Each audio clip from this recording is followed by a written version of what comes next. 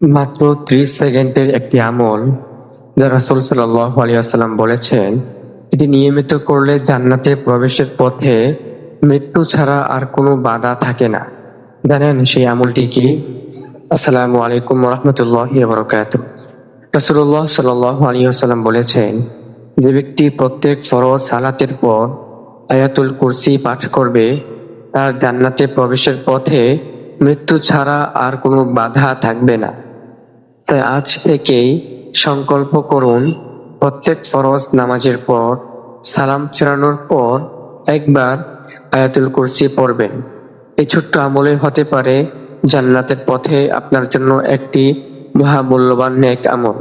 আল্লাহ তাআলা আমাদের সবাইকে নিয়মিত এই আমল করার তৌফিক দান করুন। আমিন। পরবর্তী ভিডিওতে ইনশাআল্লাহ আমরা আয়াতুল কুরসির একটি ভিডিও নিয়ে আসবো ইনশাআল্লাহ। সেটি আগামীকালকে পেয়ে যাবেন আমাদের চ্যানেলে।